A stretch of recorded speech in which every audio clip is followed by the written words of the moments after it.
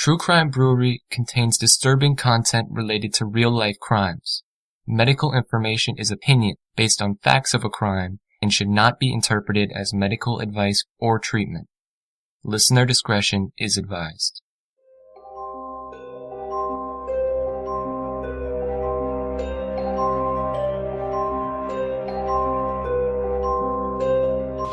Mr. Burns, I'm obligated at this point to stop and give you an opportunity to make a statement before I sentence you. If there's something you want to say, I will certainly consider it. Mr. Burns? Thank you, Your Honor. A friend and I have been convicted for a crime we did not commit. There's two things that I want to discuss this morning, if possible. The first is a few reasons why I think our trial is unfair, with respect. I was hoping to make some comments about the evidence. We were unable to tell this jury what other suspects knew what the murder weapon was before anybody else did. We were prosecuted with a tactic that would not be legal in this country. We were not able to present evidence to answer the state's case. I was not allowed to give critical testimony that I needed to give to explain this evidence. We were defending ourselves in this trial with both arms tied behind our backs.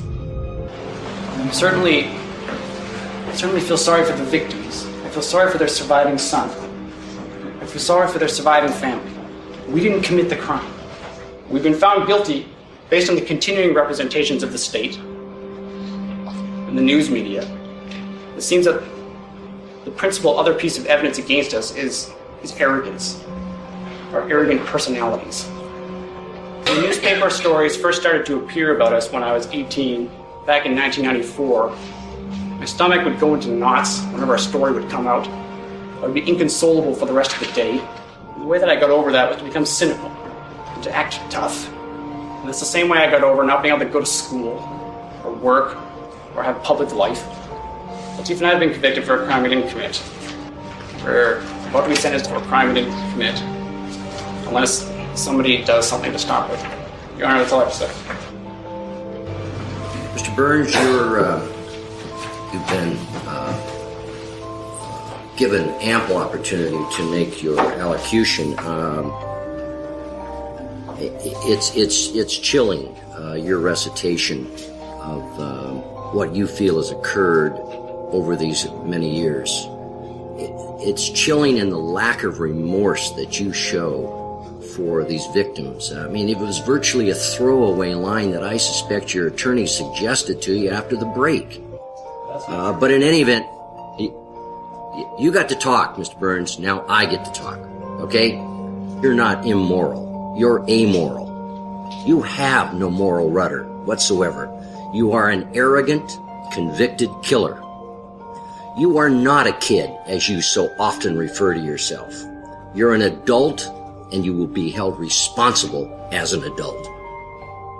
You were convicted, Mr. Burns, based on your own chilling, casual confession.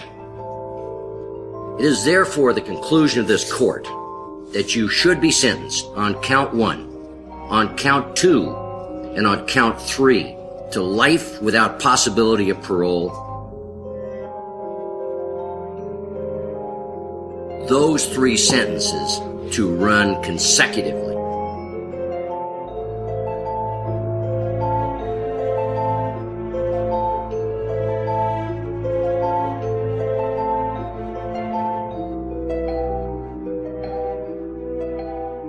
Welcome to True Crime Brewery. I'm Jill. And I'm Dick. Today's episode is sponsored by Simple Contacts. Get $30 off your contacts at simplecontacts.com/TCB at checkout. That's simplecontacts.com/TCB. Dr. Tariq Rafay, his wife Sultana, and their 20-year-old daughter Basma were viciously bludgeoned to death in their Bellevue, Washington home on the evening of July 12, 1994. Atif Rafay, the son of Sultana and Tariq, found them when he returned home around 2 a.m. Atif and his friend, Sebastian Burns, both 18 years old, had gone out to dinner, a movie, and they had a late-night snack as well. They found this horrific scene just after 2 a.m. Sebastian Burns called 911 at 2:01 a.m. for help. Now, the two teenagers then ran into the street to wait for the police. There were reports that the police had a difficult time finding the Raffay house, which was located in an upper-middle-class neighborhood. A few minutes after the 911 call, a police cruiser passed the house, unable to find the correct address. The teenagers chased after it, pounding on the window to get it to stop. Upon entering the Raffay suburban Seattle house, police were shocked by the horrible, bloody crime scene that they found there. Sultana was dead from fatal blows to her head. Basma was critically injured and died later at the hospital, having suffered repeated blows to her head and her body. Dr. Raffay's body was on his bed with his head completely crushed. His bedroom was covered in blood, bone, teeth, and tissue from this brutal killing. Yeah, we saw pictures, which I wish we hadn't seen. I know, things like that you can never get rid of once Holy they're in cow. your head. Yeah, terrible. Sebastian and Atif had solid alibis, though, which the police ended up interpreting as efforts by the teens to avoid detection. Yeah, it sounds like the police were suspicious of them from the beginning. It really does. They were cooperative as police put them up in a motel that night and questioned them over a 2 to 3 day period, but police found their reactions to this event to be inappropriate and even a little bit suspicious. In the days, weeks, and months following the murders, the Bellevue police put together a case against them, but they discovered that the physical evidence was pointing away from supporting that either Sebastian or Atif were involved in this killing. Right, and obviously we'll discuss that. Yes, that's a big part of our discussion. It is. 9 months after the murders, frustrated by the lack of evidence of the guilt of Sebastian or Atif, the Bellevue police enlisted the assistance of the Royal Canadian Mounted Police in an effort to obtain incriminating evidence against the two. Now, the RCMP decided to initiate an undercover sting operation known in Canada as Mr. Big, in an effort to elicit a confession from one or both of them. Evidence from a Mr. Big operation is not admissible in the United States unless it's obtained outside the country at this time that this happened. At this point, the teens were living in Canada. So today at the Quiet End, we're discussing the vicious murders of 3 innocent people and a possible case of the wrongful convictions of 2 young men. Their confessions, given under a method that is illegal in the United States and has been declared illegal in Canada now, are what convinced them and what keeps these guys in prison today. In Unfortunate Sons, the convictions of Atif Raffay and Sebastian Burns, we look at the Mr. Big method of obtaining confessions, the other suspects in these murders, and the trials and appeals in this case. But first, of course, let's get the beer review because I'm sitting here with an empty glass. Well, we have to do something about that. Yeah. So today we're going to talk about Dragon's Tooth Oatmeal Stout, which is brewed by Elysian Brewing Company in Seattle. So it's an oatmeal stout, and these are stouts that are medium to full-bodied, sweet and smooth due to the addition of oats in the brewing process. They're pretty nice beers. This one's 8.1% alcohol by volume, so it's up there, but it's not a real heavy hitter. That's good. But it's up there. It's It's enough for sure. Yeah, we won't be drinking too many of these. No. So it's a near black color. I mean, a really dark brown. Call it black. There's a thick, fluffy tan head and some pretty lacing to it. It has a nice roasted malt and grain aroma, which translated to a chocolate and oatmeal taste with a hint of coffee. This is a heavier bodied beer, very nice to sip and savor, and a good beer. Nice. So Thanks, Dick. I'll pour you some. Let's open it up. Have you got your special True Crime Brewery bottle opener with you? Of course. See? So let me open this.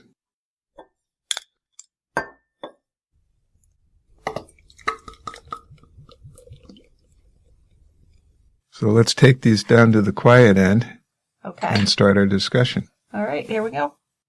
Pretty quiet at the quiet end today. It is. I mean, our new kind of friends on their blind date, their computer date or whatever, aren't here tonight. No, but last week we did end up hanging out with them. We bought them each a beer. They were pretty cool. Now, she was kind of a sissy beer drinker, but that's okay. I used to be that way. She had an Allagash White. Well, I wouldn't call that a sissy beer. No? No. I mean, she's not drinking big shot IPAs and stuff like you. Well, not But everyone can be like she me. was still holding her own. I mean, Yeah. at least she wasn't drinking Bud Light or something like that. Yes, I know. You see them there drinking the Bud Light out of what are those bottles that are aluminum? Are they just aluminum bottles? Yeah, Okay. it's like a can in the shape of a bottle. Yeah, I'm a real snot about those, which is stupid because there's nothing wrong with it. I think it's Well. because I had those at a football game once, and I was like, how many times am I going to have to walk to this concession stand to have one of these little piss-poor beers? They only let me Exactly. buy one at a time, I think. Right. And the only thing you're going to do with those is pee your brains out. And I'm not a big football fan, so it wasn't really Oh. helping me get through it. Sounds like a fun time, huh? Well, that's when I learned to bring my flask to events like that. Live and learn. So let's get to the story. Okay. So Sebastian Burns and Atif Rafe have been good friends since high school. They were both smart kids and really deep thinkers. They discussed Shakespeare and philosophy. They were big fans of Nietzsche. They may have looked like an odd pair, which is true. I mean, here we've got this Pakistani kid who's dark complexioned and this tall Anglo-Saxon type. But they did have a lot in common. They Yeah. were both intelligent kids with an interest in performing arts. Now, Atif was the more studious of the two, and Sebastian was the more outgoing. Sebastian did well in school, but didn't work as hard to achieve as Atif did. On the other hand, Sebastian introduced Atif to having more fun in life, going out with girls and going to parties. So it sounds like a nice relationship between these two. Yeah, we've seen that with our kids, where they make friends that really you wouldn't picture them with, but they complement each other, Right, and they really get along well. they do. So Sebastian was raised in a loving home with English roots, and he grew up playing classical cello with his sister. And as we've mentioned, he was a smart kid, but kind of a lazy student. Many people would say that he thought he was smarter than anyone else. And he would actually say that too. Yeah, well, if you got it, flaunt it, right? I don't know, maybe a bit too much, but sure. So he became a member of the Royal Canadian Air Cadets and was given an award by Prince Edward while in high school. So it looked like he had a pretty bright future. It did, and really, it didn't end up being bright at all. Now, Atif, he attended Cornell, and this was the only Ivy League college that he was accepted by, so this was an easy choice that he was going to go there. Yeah, but I think just being accepted by any Ivy League college is pretty good. Oh, yes. Right? Yeah. I'm So not he didn't being get very- into Harvard. He has to go to Cornell. I know. Oh, well. The poor kid. Yeah, Well, I'm just saying he isn't a kid that could have chose any Ivy League. There are some kids like that out there. right. But he wasn't. No, he wasn't one of those. But of course, he was a bright kid and he worked hard. Both of his parents were very well educated. His father, Tariq, had a PhD in engineering, and his mom had a PhD in nutrition, although she stayed home and raised the children. Atif had an older sister who was developmentally disabled, and she lived with her mother and father. So Sultana was with her, caring for her 24 hours a day. She's been described as autistic, but the degree of her disability was moderate to severe. Yeah, I thought we read someplace that she had had meningitis. Yeah, that's what I was going to ask you about. Is in some stories I've heard that she was disabled after a bout of meningitis. Yeah. But then in other things they're saying she's autistic. So my question is, can you become autistic from something like that? No, No, it would have a different label. right. So there's some confusion there. I'm not sure, but most places I have read that she was autistic. Well, whatever. I mean, she had enough impairment that she was unable to live independently. She was Right. dependent on care of her folks. Yeah, because she was older than Atif. She was 20. Yeah, So it was the summer after their freshman year of college when the lives of Sebastian and Atif were turned upside down by the brutal murders of Atif's mother, father, and 20-year-old sister Basma. Sultana had called her son Atif and asked him to come visit. The family had just recently moved to Bellevue from Vancouver, Canada. Sebastian was still living in Vancouver, so it was closer for him to visit Atif in Bellevue than to go and see him in Cornell, of course, which is on the eastern side of the United States, in Ithaca, New York. that's right. It's a good trip. Yeah. So Sebastian came to visit as well and stayed at the house, and they'd been there with Atif's family for 5 days when they went out on their own one night to have some fun. And this is the night when tragedy would strike. Right. So the two boys left the house around 8:30 that evening. They first went to the Keg restaurant, had some dinner, then they went to watch The Lion King. Now, after the movie, they said they went to Seattle, and in Seattle, they stopped at an all-night diner. They asked the waitress about clubs in the area. They went to a club, but it was near closing time, so they returned home to Atif's parents' house. They got there, as he said, around 2 in the morning. Now, everywhere they went, they were remembered by witnesses. Police thought this was suspicious, as if they were laying out alibis for the evening. I mean, I'm already not liking this. Not liking what? I mean, the police? why do they think it's suspicious? They clearly did, which I'm not sure why. Yeah. I mean, I guess I could see it, but it just seems like it's a weird thing to think right away. It is. I mean, you have this horrible, horrible murders, and the son of the family and his friend have pretty good alibis, but they're looking at it suspiciously. Well, they think the alibis are too good. I know. Now, if they'd said they were out driving around and didn't see anybody, Yeah. the police would totally hold that against them, They're too. fucked that way, too, right? You kind of are fucked either way. That's the problem. So the first place they went to, the Keg restaurant, they had wine and salad, and the police were thinking, did they order wine so they could be asked for ID and be remembered? Or did they just want wine? Well, maybe they just wanted wine. Well, yeah, because they could have ordered a beer. They could have ordered any drink. Because in Canada, were they in Canada? No, they were in Seattle. They were in Seattle. So they weren't really drinking age. No, they weren't. So how'd they do that? Well, maybe they were asked for ID and they had a fake ID, or they were They asked for must have. ID and they were turned down. Yeah, because I was thinking they were in Canada, but they weren't. And No. the drinking age, I'm pretty sure in the 90s was 21 In in the U.S. the U.S., yeah. So that's something I hadn't thought of.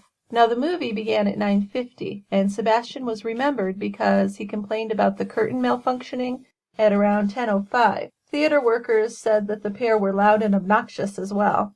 Then at the diner, the waitress remembered that they had just like some fries and a soda, and they left her a pretty large tip.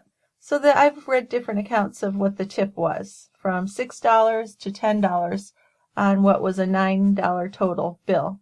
Either way, it's a large tip, but that's not crazy, like leaving $50 or $100 on the table. No, it's not. And that's something I'd do. You only spend $9, but they're spending their time on you.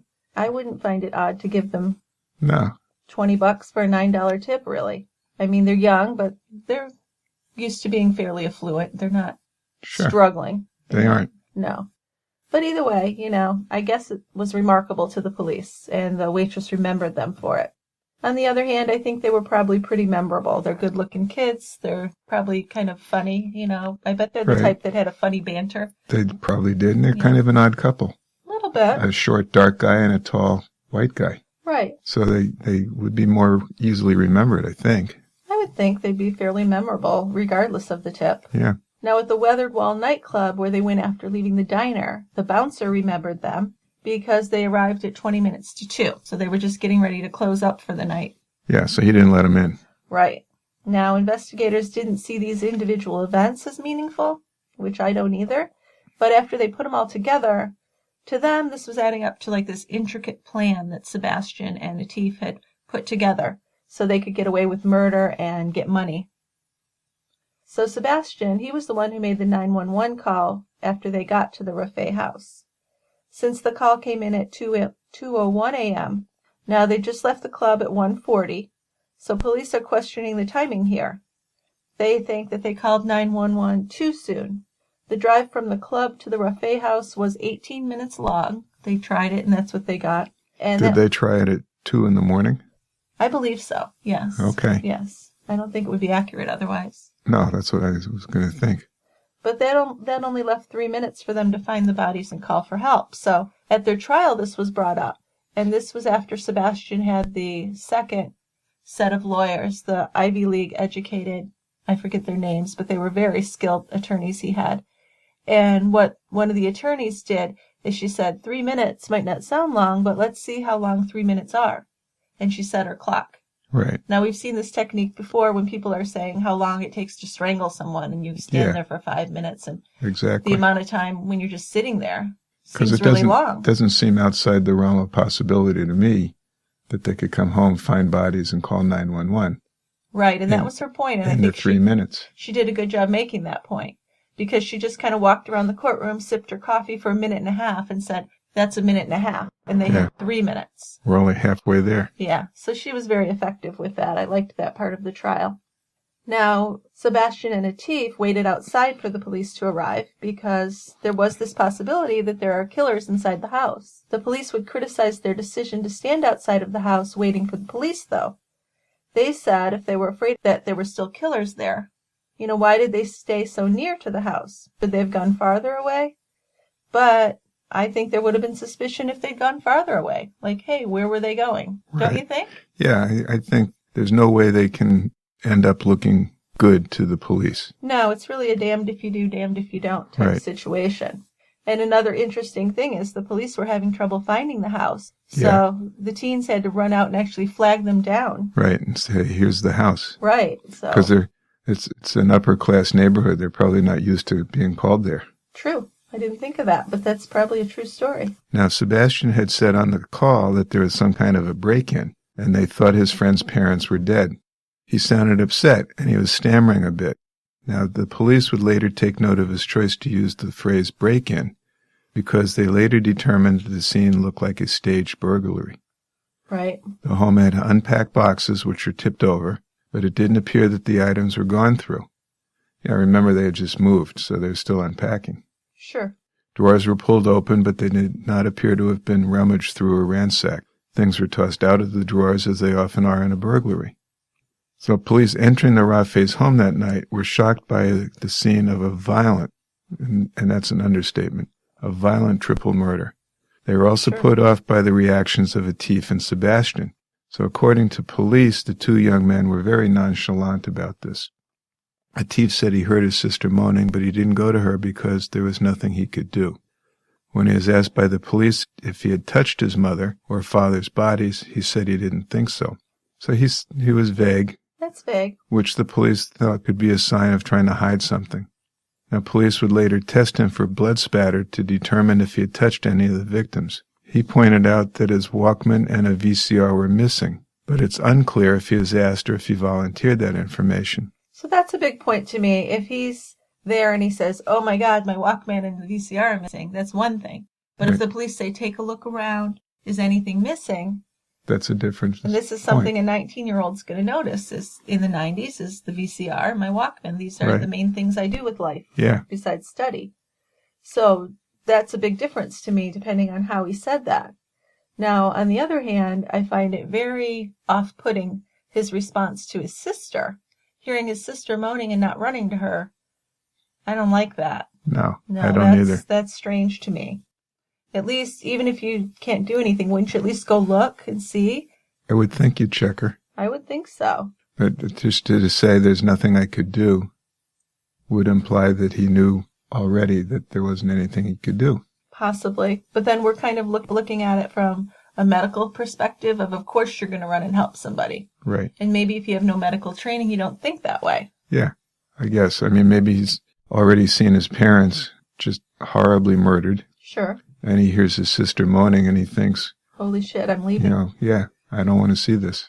Yeah, I could kind of see that. I don't like it. It doesn't sound good for him, but I can almost see it. And it seemed really strange to the police that he was focused on this Walkman and VCR, according to them. And of note also was that Atif didn't live there, though. He'd been at college. Right. So when they'd moved there, he'd already been attending college. He was away at Cornell when they did the move, so he's never lived in that house. Right. So and he he's doesn't had really know. 5 days to become familiar with it while he's been visiting. And it's not even really set up completely. So that's another thing. So as far as identifying missing items or saying certain items are out of place, I think that would be really difficult for him to do. It could have been. And Sebastian, too, of course. Well, yeah, Sebastian's a guest. Now, another thing worth noting is that there was no sign of forced entry. The killer or killers could have found a way in through an unlocked door or window, right? So it could be strangers. Yeah, they could have been let in. That's another thing. I mean, if they knew them, they would have been easily let in. But even if you don't know them, some people answer their door and open it up. I mean, it's kind of what you do. Yeah. You don't want to look like a weirdo peering through and with the latch closed, although that's what I would do. But most people aren't going to do that. We don't have one of those. Right. So I just don't answer. There you go. So no sign of forced entry. We don't know if they knew the victims or not, but police are leaning that way. So police decided that Atif's mother was killed first. She was downstairs. Now, the father was upstairs in his bed, presumably asleep, right? Right. And he was killed second because he was the upstairs guy. Yeah. Both were probably sneak attacks with the same weapon. Yeah, now he was bludgeoned, though, to the point of his head being pretty much pulverized. Oh, he got blasted. And Sultana was struck in the head and killed, but it wasn't nearly as extreme. She had her shawl or scarf over her head and was actually facing east, which may have meant something as far as religion goes. Well, in terms of possible suspects, I think it does. Right, and also the fact that the father was just beat to bloody hell. Either Atif or Sebastian had a rage against this man, or it was somebody else who was after the dad. Right. And the mom and daughter were just collateral damage. Right. I think you're looking at it from our viewpoint. So Basma was attacked last. Police thought that her being killed last could be a sign of the killers knowing the family and knowing there was just the three of them. Because due to her disability, they would probably know she couldn't call 911 for help. So that's another thing. But if people were watching them and they knew what she was like, they might not know that Atif and Sebastian would be there if they'd been watching them prior to their arrival. Mm-hmm. Now, in their interviews, the teens said that they found Atif's mom, then Atif's dad. They heard his sister in her room moaning, but they didn't go to her. This is what kind of rubs me the wrong way. She was still alive, but there was nothing they could do to help. Atif told police he heard her, but didn't go to check on her. He said he knew there was nothing he could do. So he made a statement, which sounded really stupid and a little flippant, inconsiderate to me. I mean, how did you feel about this? Well, the statement of, I don't even know how to put on a Band-Aid. Yeah. Yeah. That's pretty self-serving. Kind of. And callous. Doesn't make him a murderer, though. No, just makes him a jerk. Kind of a jerk, yeah. Right. But there's no indication that he went to check on her or determine in any way if he could help her. So he just seems sure that there's nothing he could do, which is a little odd to me, and obviously it was to the police, too. According to detectives who were at the scene, Sebastian seemed kind of annoyed with being interviewed repeatedly. He came across as very arrogant and unfeeling, in the opinion of the detectives. Atif and Sebastian were held and questioned at the Bellevue police station until 8:30 in the morning, so almost 6 hours. 6 hours. 6 hours, right? Yeah. But we've covered enough crimes that it's a fairly common occurrence that the police or prosecutors comment on the behavior of the suspects. They just didn't seem right. Yeah. And I don't know what is right. I mean, how are you supposed to act? Everybody could act differently. Absolutely. I mean, we've heard psychologists and experts say that there really is no certain way to act. Right. But according to the police, you got to act a certain way. Mm-hmm. But even when you do, it might not work, right? Well, it's the damned if you do, damned if you don't thing. So I know we've covered cases where the actual murderer has been just absolutely bereft, wailing and crying and moaning and going on and on. Oh, sure. All as a fake. Right. So I don't know. I just can't take much credence in how police say you're supposed to act. Me too. So let's look at more of the evidence as we go through this. Let's focus more on that, because that to me is more important. It is. So as morning approached, police felt like the young men were tired, of course. So they put them up in a local motel. Of course, they couldn't go back to the Raffay house. And they told them to get some sleep. And then they would continue questioning them the next day. Police used luminol at the scene, and in the shower, there was an enormous amount of blood detected. Turned out to be Tariq's blood, the father. So this means that the killer or the killers showered and cleaned up before leaving the home. This shows that maybe the killer was not in a hurry to leave the scene. This could be the behavior, I think, of someone who knew the family and knew that only 3 people lived there. Or it could be the behavior of a professional type killer who brought like a duffel bag and a change of clothes and cleaned up, put the bloody clothes in the bag, and changed into clean clothing before even leaving the house. So it's not completely unheard of for a killer to take the time to shower or even have a bite to eat before leaving the scene of a murder. Yeah, but I could also turn that around to say if it was Atif and Sebastian who are the perpetrators, they knew that there was nobody else coming around, so they had time. Well, and I think that's the way the police were focusing it. And it brings to mind, to me, Sling Blade, of course. Of course. Because Billy Bob kills with the lawnmower blade, calls 911. sits down to have biscuits and He's mustard. going to eat. Mhm. Yeah. So that happened in the movie world, and I'm sure there are episodes in real life where that kind of stuff happens. Yeah, now if the killer had watched the family before the visit of Atif and Sebastian, he might have thought that no one else lived there. Right, that's what I said. And he has lots of time before he has to flee. Although, if the killer had been watching the house and knew the family, he would know that they had a son. Not necessarily. What if they'd done their scoping out action the week before Atif got home? No, I know that. Oh. But they do research on the family. They know that he's married with 2 children. Okay. Sure, but if he's at college, maybe they don't think he will be Right. home. I mean, they might think that he's away at school and he's not visiting her home. So that could be something. Yeah, or they might just not even do that kind of research. They might just follow him home from work and watch the house. Right. And say he's got a wife and a kid who's disabled. Yes. And make their plan. They could have done that. Sure. So anyway, there's no blood found on either Atif or Sebastian. And it might have been difficult to clean themselves to the point of having no blood residue at all on them. Right? Yeah, well, there's a little bit on, we'll find on the pant leg of Atif, but we'll get into that later. But for the most part, they're clean. There's no sign, obviously, that they were involved in this murder. Sebastian's dad, Dave Burns. Now, he's totally unaware of what's happening until the following day. Right. Sebastian hadn't called him or done anything.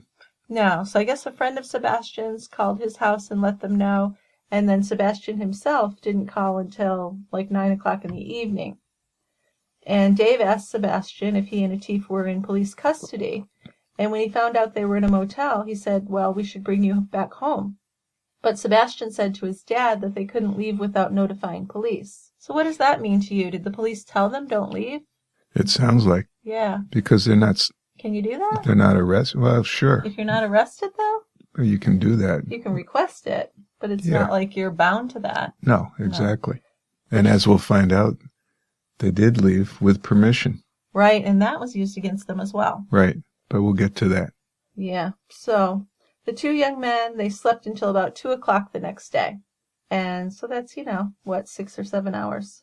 And then they returned to the police station where they were fingerprinted and photographed, and they were released about 6 p.m. that evening. Atif and Sebastian went to a Blockbuster. They rented a VCR and some movies, which that would be held against them. Now, this caused speculation. Well, that's weird that these guys are renting movies when they just were through this horrible tragedy. Yeah, but on the other hand, you've been told that don't leave. Yeah, What else are you going to do? You want to find something to pass the time. of course. And if you're like me, you want a distraction. Something bad happens. First thing I Sure. look for is a distraction, whether it's alcohol, movies, whatever will numb the pain a little bit. Right. Honestly, Yeah, you're right. I'm being honest. So they wouldn't be going out anywhere. And, who knows what the motel had for cable. It was kind of a, to quote our president, a shithole. Oh, Yeah. tread lightly there. So it was 9 p.m. when Sebastian first called his dad, as I said. And do we think it's weird that he waited till 9 to call his dad? Because he did have other opportunities. Yeah, I think it's a little weird. Yeah. Although maybe he wasn't fully grasping the seriousness of the crime or the questioning. And he might have thought that all he had to do was explain things and he'd be exonerated and released. So maybe he was just thinking, I'm okay. Mm-hmm. Maybe he was comforting his friend. He might have been more focused on what Atif was going through. I mean, after all, Atif has lost his whole family. It could have been. So I'm not sure that is a bad thing. No. So here they are. They're held up in this motel, questioned pretty much at the discretion of the detectives for 2 full days. And in the hours and days that followed the murders, they spent time with the Bellevue police for some really extensive questioning. They cooperated. They gave them their clothing, their shoes.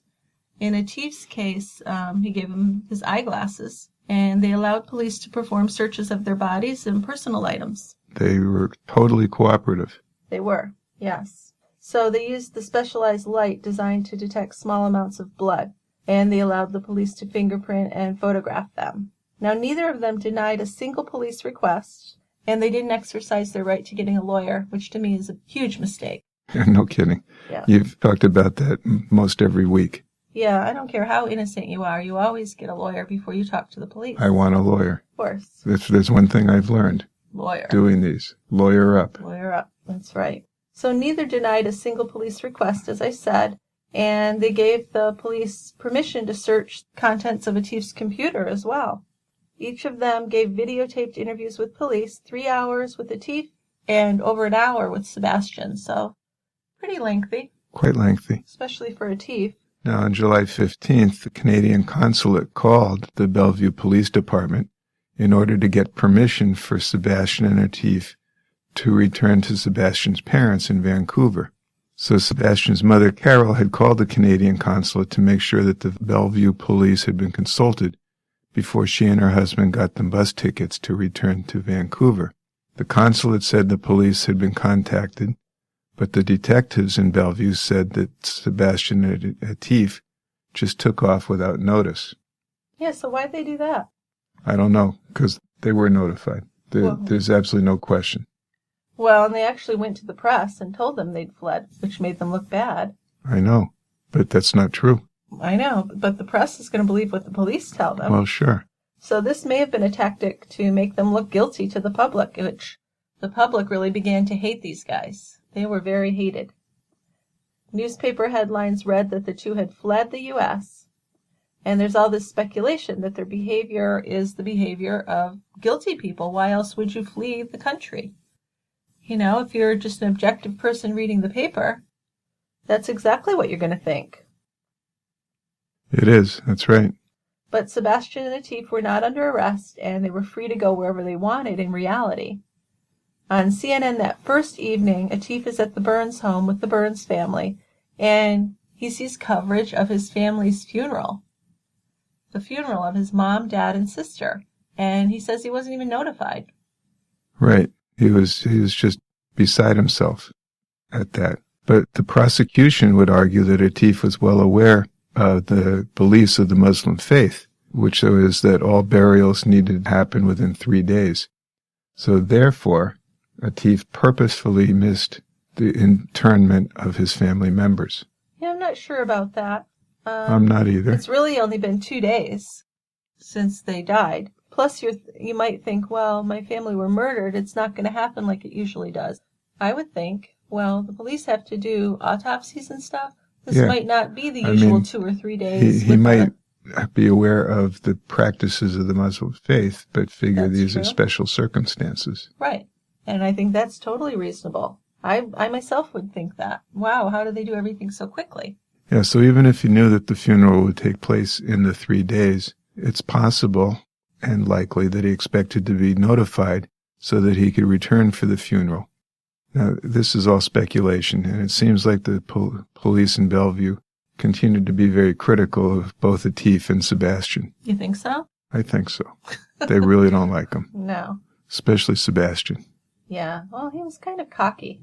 Good-looking, smart, annoying maybe. But I don't know if you can prosecute people on that.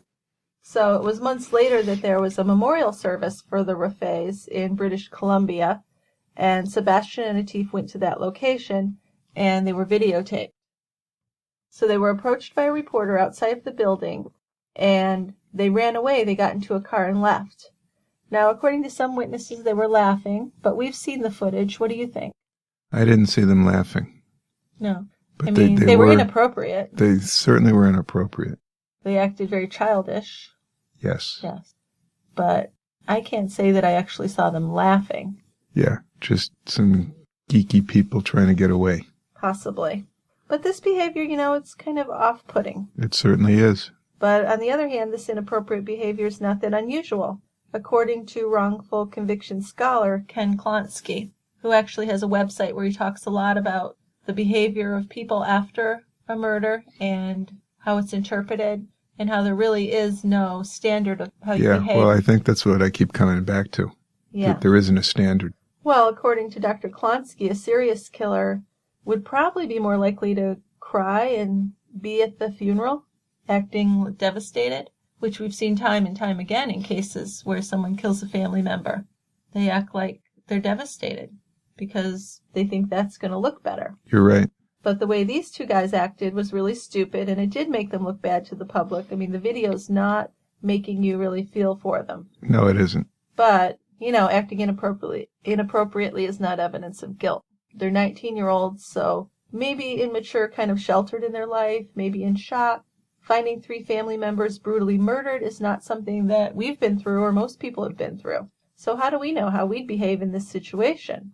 But regardless of all that, in the media and in general public opinion, Sebastian and Atif were really demonized by the public as cold-blooded killers. That they were. So police also learned that back in high school, Sebastian was in a play called The Rope, which is about 2 college kids who commit the perfect murder. In the play, the 2 characters look a lot like Sebastian and Atif. Well, in the movie of the play, the characters look like Sebastian and Atif, because there's an old movie Okay. with the same play.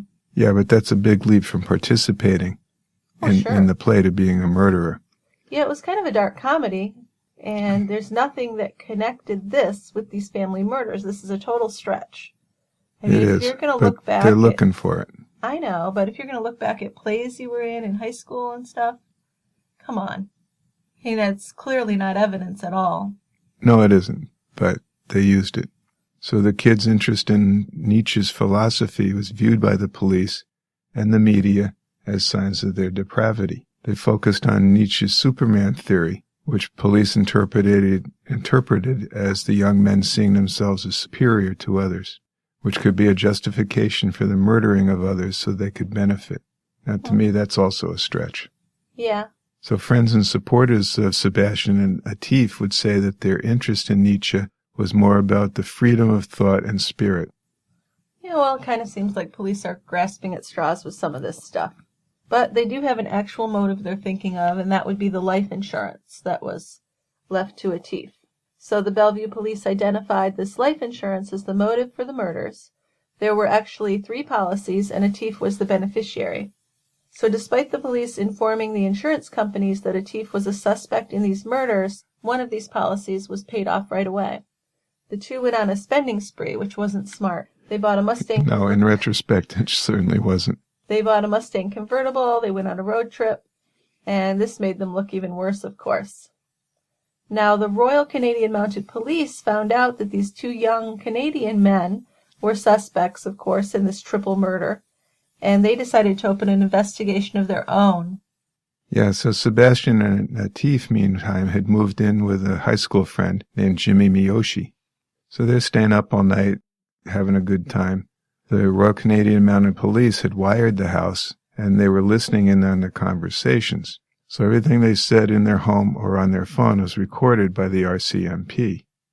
They didn't get what they wanted that way in terms of tipping off that they were guilty. Right, which is something to remark upon. It is. Because you think young kids like this, or young men like this, kind of stupid, would say something if they did do it. Wouldn't you think? Possibly. They're teenagers. They're going to be yakking about it. It certainly makes me less likely to think they're guilty. Right. But the RCMP said, well, we need to do something beyond traditional police methods so we can get their confessions. Exactly. So here's where we get into the crux of the matter. Here's the problem. So before we get too deeply into the confessions, I'd like to talk about our sponsor, Simple Contacts. Simple Contacts is a convenient way to renew your contact lens prescription and reorder your brand of contacts from anywhere in minutes. And I mean anywhere, like on your couch. That's where I did it. This is vision care that is truly simplified. So let's say you need to renew your prescription. You take a 5-minute vision test from your phone or computer. How easy is that? Your eye exam is reviewed by a licensed doctor. You receive a renewed 1-year prescription and reorder your contacts. No need to even leave the house. No one beats Simple Contacts for convenience, speed, reliability, choice, support, or savings. So before I did this, I expected that there might be a hassle with getting the app to work because I've had hassles with other apps, but this was actually very easy to use and actually fun to do. If you compare this with calling and making an appointment with your eye doctor, then waiting and going in for the exam, then getting the prescription, then sending it to whoever you buy your contacts from, then using Simple Contacts is really an easy decision. I love it, and I'm recommending it to our listeners because I believe that you'll love it too. To save $30 off your contact lenses, just go to simplecontacts.com/TCB or enter TCB at checkout. Either one will work. That's promo code TCB at simplecontacts.com. Just give it a try and let me know what you think, because I think it's quite awesome. Sounds like a deal. So the Royal Canadian Mounted Police were contacted by the Bellevue Police and asked to obtain biological samples such as hair and blood from Atif and Sebastian. The RCMP agreed, and then they offered to use the Mr. Big technique to help get a conviction. Now this is where things get interesting. Mr. Big, which is sometimes known as the Canadian technique, is a covert investigation procedure used by undercover police to elicit confessions from suspects, typically in cold cases, usually murder cases. So police create a fictitious criminal organization, and they then seduce the suspect into joining it. They go from there to build a relationship with the suspect, gain his confidence, and enlist his help in criminal acts. So they pay him money for these crimes, which are usually credit card scams, money laundering, or selling guns. And then once the suspect is enmeshed in the criminal gang, he's persuaded to divulge information about the crime originally under investigation, which in this case was the Raffet murders. Exactly. So this all sounds like entrapment to me, but anyway. The Mr. Big technique was developed by the Royal Canadian Mounted Police in British Columbia, actually back in the early 1990s, so it wasn't that old. It's been used in more than 350 cases across Canada. So the RCMP claimed that the person of interest was either cleared or charged in 75% of the cases that they used this in. Of the cases prosecuted, an estimated 95% result in a conviction. So, according to them, and from their viewpoint, it's a very successful technique. Well, yeah. So they didn't want to let it go easily. It looks successful, right? Right. So what they do is they place the suspect, typically someone who's kind of socially isolated and possibly financially disadvantaged, under extended surveillance for weeks and usually for months. The undercover police have plenty of time to learn about the suspect's personality and habits, and they're trained to use them to their advantage. Pretending to encounter the suspect by coincidence, an undercover operative asks a small favor from the suspect. Exploiting him or her, the operative soon offers him entertainment, gifts, companionship, meals, and eventually a job within their organization. Yeah, this is a long-term thing. Yeah. It's not something you just do and it's done within a few days. It takes a while. Yeah, they actually build a relationship Right. with the suspect. Yeah, you got to build up some trust between the two. That's what it's all about, really. And that's what they will tell them, is to have trust, you need to tell me what you did. That's right. Yeah. And we can fix it. Right. So the undercover cop will probably pay the suspect quite a bit of money and only have them do some petty tasks, such as counting cash, making deliveries, depositing money, and the tasks are, of course, associated with fictitious criminal activity, because they're the police after all. And as these tasks grow in importance and frequency, the suspect is treated as kind of an up-and-comer in their criminal organization. Right. He's moving up in the hierarchy. Yeah, so as many as 50 operatives may be involved in one sting operation. So they're crafting a steady escalation in association, influence, pressure, leading up to the creation of an atmosphere in which it becomes kind of natural to encourage the target to confess to them. Eventually, the suspect is introduced to Mr. Big, and that's the fictitious crime organization's kingpin. And this is actually a very highly trained police interrogator. Yeah, so with enticements and threats, Mr. Big tells the suspect of receiving from the police incriminating information about that suspect, and his impending arrest would threaten the gang as a whole. So the reason why Mr. Big must know the unsolved crimes details is to prevent the gang from being incriminated. He may offer to clean up the situation by framing someone else. He might say that an insider within the police department can tamper with incriminating evidence. And anyway, sometimes a confession is demanded to show good faith, loyalty, or trustworthiness, or serve as insurance to Mr. Big. And the final meeting is usually recorded. Big surprise, right? Yeah, right. So once the suspect is confessing, the farce ends, and the suspect's arrested. So this technique, the Mr. Big technique, has been used as a last resort in cold cases, or when the police feel confident that they have their perpetrator, but they don't have enough evidence to arrest him. So it's been used to secure convictions in hundreds of cases, and it has been highly effective in obtaining confessions from guilty suspects. Well, still, the technique also gives some innocent suspects some really compelling motivations to confess to a crime that maybe they didn't even do. Sure, can't you see that? So that's the problem. I mean, in these situations, falsely confessing may seem like a very acceptable risk to take in that situation, right? Well, yeah, but I can look at it, you've gotten involved in this organization, you're viewed as an up-and-comer, as you said. Yeah. So you might confess to things that aren't true to be a member in good standing and continue your rise in the hierarchy. Well, you have to be really not street smart at all, though, because they really kind of overplay this. It's like watching Goodfellas or yeah, you're right. They something do. like that. They really kind of overplay it. But proponents of the technique have said that the whole purpose is to learn the truth. Of course, others believe the entire ploy is aimed at getting a confession at any cost. Of all known wrongful convictions since 1989, 15% have involved false confessions. So the percentage is even higher with the teenage suspects, which doesn't surprise me, or probably not you as a pediatrician. You know how teenagers think. Yeah, not with their whole brain, right? Right. Yeah, so Atif and Sebastian are only 19, which, yeah, they're adults. I'll give them that, but they're not very world savvy. I know at 19 I was quite an idiot. So when the RCMP elicited confessions from them, they're 19 and they're actually the youngest targets of these Mr. Big tactics ever. So that says something. It does. So the home of Atif, Sebastian, and Jimmy Miyoshi was wired for sound, and undercover detectives overheard where their suspects were going, and they were able to be in these locations to set up a meeting by accident. So they had this well planned out, didn't they? Oh, sure, yes. So one of these days, Sebastian Burns was going to have his hair cut, comes out of the parking lot, and there's an undercover detective parked next to his car. The detective told Sebastian that he had locked his keys in his car and asked him for a ride, offering him $100.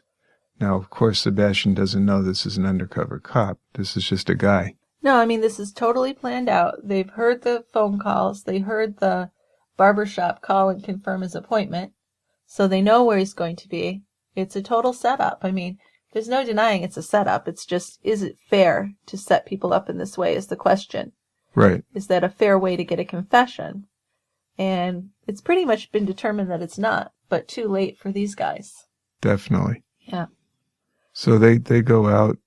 They end up going to a bar to have a drink. And Sebastian confides to Gary, which is the name of this undercover cop that he was using, that he's unable to go to college or get a job.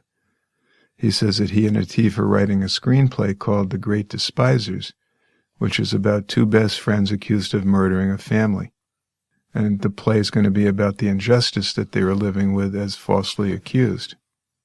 I'm not sure I'd open up that much to this guy on my first date. Right, on your first date. That's true. Yeah. So, but Sebastian was impressed with Gary, and he liked how Gary seemed interested in his life. He's giving him attention. Yeah, and he told Gary that he was unemployed and needed funding to produce a screenplay. And I'm thinking these guys were kind of secluded because they weren't liked in society. So I don't think he had a lot of people to talk to. Yeah, well, and they're 19. I think they're naive. Yes, yeah. And, and it kind of feeds his ego, which he had a strong ego. Yes, that he did. Yeah. Yeah, so he tells them that they're writing this screenplay, and he thought he was going to be introduced to a wealthy businessman to invest in the screenplay. The businessman said he did have money to invest, but that Sebastian would have to earn it. So his first job was to transport a stolen car from one location to another, and they only paid him $200, and he was kind of pissed off about that because he said, I'm taking a risk here. For $200, this isn't cool. Well, he's starting out, right? Right. But that kind of shows you his cockiness that he said that. Yeah. Makes him kind of an unlikable person. Now, the next job included both Sebastian and his friend Jimmy Miyoshi. And Sebastian and Jimmy actually went from one bank to another just making deposits of money. So this was money laundering. And for one day's work, they were paid $2,000 each. Now that's more like it, right? Yes. Now, the undercover agents took Sebastian to fancy hotels and restaurants and even strip clubs. They started talking to him about the murders in Bellevue. Sebastian didn't admit to doing it, but he agreed if there was any evidence against him that he would want it destroyed, which to me is totally reasonable. Of course, if there's evidence you want it destroyed, even if you're innocent. Hello? Okay. Is that saying that there's evidence that you actually did it? I don't think so. There No, could be but misleading evidence. it's a little bit on that side, though. Well, yeah, people saw it that way. Right. So maybe you're right. Yeah, but anyway, the next 4 months, the undercover operatives, who were Al and Gary, made up scenarios that led Sebastian to believe that he was part of a criminal group. And they used this to lure him with attention and money and to convince him that they weren't police. So Jimmy Miyoshi was around for some of these scenarios. One time they were asked to count money and put it into piles of less than $10,000 for deposits to different banks as part of their money laundering activities. They were also shown guns, and Gary talked about how they had taken care or taken out people. And this will add to the intimidation factor in my mind. Yeah. If you're talking about killing and beating people, you don't have to directly threaten me for me to feel intimidated. You're thinking, uh-oh. Of course. I think so. Of course, these agents would deny doing any kind of intimidation or threatening. So it seems like Sebastian was the naive one, and that's why they targeted him instead of Atif. I think the police knew what they were doing. At the time, he was seen by much of the public as a murderer, so he's hated, he's unemployed. No one wants to hire a murder suspect. So this made him more vulnerable to this operation. When he was approached by these so-called mobsters who said they could help him clear his name and get some work, it attracted him. It was attractive to him. So eventually, Gary and Al, the agents, told Sebastian that he was going to have to tell them about what he did in Washington, referring to the murders, of course. Sebastian denied repeatedly having anything to do with these murders, but Gary and Al, the gangsters, they acted like they didn't believe him. So they called him a liar, and they could be kind of scary and threatening, like, are you bullshitting me? And every other word was fuck this and fuck that. Well, the documentary we watched, they were pretty intimidating. Well, as a more mature person, I found it almost comical. Yeah. It was way out there. But if you're a teen... Sure. As a 19-year-old, I would have fallen for it. Now, the interesting thing is that while all this Mr. Big operation's going on, there's getting to be some actual evidence that somebody besides Sebastian or Atif had murdered the Raffaele family. Right, and there's a whole bunch of things that we feel like the police maybe didn't give the attention that was warranted. And you feel that way? I feel that way. I do. Okay. I mean, initially I'm looking at this and viewing it as, yeah, they're guilty. But there's more and more evidence that suggests and actually says they weren't. Well, or should have at least been investigated more. Right. Possibly they weren't, yeah. So the first thing was that neighbors on both sides of the Raffaele home confirmed that the murders occurred while the teenagers were known to be across the city watching a movie. So these separate witnesses heard noises at the same time when Sebastian was complaining about the curtain in the movie theater. So there is no crime scene physical evidence that linked either teenager to the crime. There is no blood, bone, or tissue found on either teenager's body or clothing that could suggest their involvement in the murders. They did find 22 of Sebastian Byrne's hairs in the shower at the Raffaele residence. Because of a large amount of Tariq Raffaele's blood being in the shower, police interpreted this as evidence that he had performed the murders and showered afterward. However, the problem was that he was staying at the house for several days and had used that shower several times, so that nobody could prove when the hairs had been left there. The suspicious thing the police found was the underwear of the two teenagers in the washing machine, but there was no blood or other evidence on the underwear. Yeah, although the physical, forensic, and circumstantial evidence didn't implicate Atif or Sebastian, the detectives on the case persisted in their belief that the teens were guilty. They weren't going to let that go. Now, the physical evidence actually demonstrated that at least 3 people, none of whom were Sebastian or Atif, were probably responsible for these murders. This was confirmed by DNA found at the crime scene and by analysis of the blood spatter in Dr. Raffet's bedroom by the state's expert. Investigators found physical evidence at the crime scene that they believed must have been left by the killers. Now, there are arguments that it could have been from a former resident, or it could have been transferred on clothing or something, but the pieces of evidence that were tested and retested had DNA that didn't belong to any of the victims or Sebastian or Atif. So these are a coarse body hair or pubic hair found on Dr. Raffet's fitted sheet, DNA in the downstairs shower that was mixed with Dr. Raffet's blood. So that to me doesn't sound like it could have been transferred from a former tenant. No, it doesn't. No. And then there was actually DNA in a footprint in the garage that was mixed with Dr. Raffet's blood. So my impression is if DNA is mixed in his blood, it had to be from the murder. I don't see how else that would happen. One would think, right? I would think so. So Ross Gardner, the state's expert who examined the blood spatter, concluded in both his report and his trial testimony that at least 3 people were in Dr. Raffet's bedroom while the blows that killed him were being struck. So while on the stand, this expert, Ross Gardner, said, "I can't explain the stains in any other way." The Bellevue police didn't just have physical evidence telling them 3 other people murdered the Raffets. They had received 3 other tips, all vetted by other law enforcement agencies, that clearly implicated other parties with motives to harm the Raffets. And these tips included Islamic extremism. And here's where we're getting into the meat of the matter. So Dr. Raffet was a prominent Sunni Muslim, active in his religious and cultural community, first in Vancouver, then in Bellevue.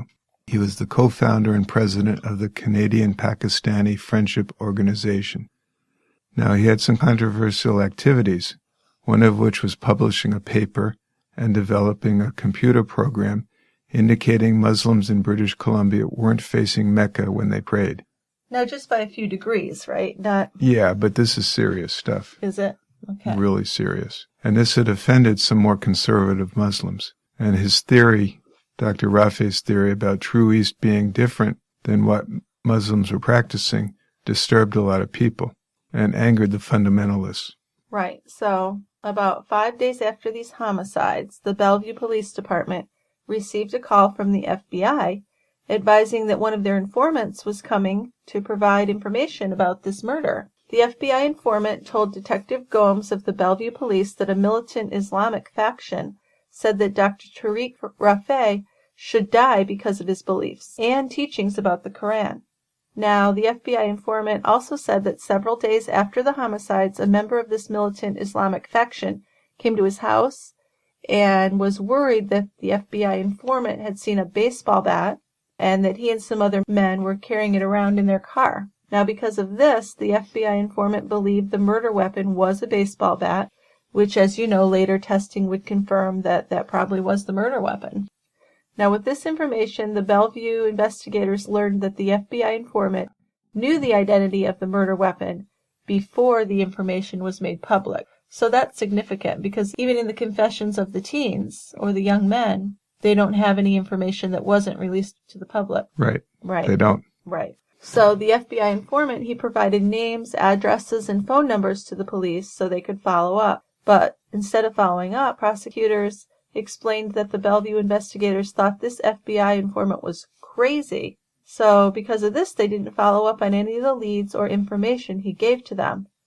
Now, as far as finding out why they thought he was crazy, all I could find was that he'd written down several names and they thought that was weird. But if you're talking about an organization, I don't think that's weird at all. If you're actually giving specific names, I think that's something that would be easy to look into, to me. Yeah, well, and he had previously provided reliable information to the FBI. Right. Right? Yeah. And the FBI contacted the Bellevue police to tell them that he would be providing relevant information. So they thought, the FBI, that is, thought that his informant was a reliable source. Now, more importantly, based on his observations, the FBI informant believed the murder weapon was a baseball bat, which was information that was not publicly divulged. Right. So that's another plus for the FBI guy. Well, that's what I was saying. So why did they say he was crazy? I don't know. But he did demonstrate that he had real knowledge of the murders. Yeah. And these were knowledge that the Bellevue investigators should have drawn upon for their investigation, which was that the murders were an act of Islamic extremism. Sure. I mean, I think that's a possibility that shouldn't have been overlooked. The prosecutor would say that it made no sense for a terrorist group to kill these 3 people, just over Tariq Rafe's calculations for True East, but like you said, this is a big deal to some people. It might seem silly to those of us who aren't involved in this religion, but it's significant to them. Well, maybe not silly, I don't mean to write it off, but it doesn't really mean much to us, right? No, but it's like Salman Rushdie being declared dead because of his book he published. I mean, depends on who the audience is and what their beliefs are. Exactly. So according to the U.S. State Department, the Fuqra members have attacked a variety of targets that they identified as enemies of Islam. So this includes Muslims who didn't agree with their fundamentalist beliefs. That's kind of making us think of this situation. Some defenders of Atif and Sebastian have said that these tips probably would have been taken more seriously in a post-9/11 world than they were back in the 90s when this happened. You think so? I think so. Because now we have investigative teams just focused on terrorism, which we didn't have all that in the 90s. No, we didn't. So there's a whole other group of people just looking into these types of crimes. So that's very significant. Investigators with knowledge of Islamic terrorism groups and their methods would definitely have investigated these murders in that way, I believe. Oh, I would think have so. checked out if there were religious motivations. Definitely. Yeah.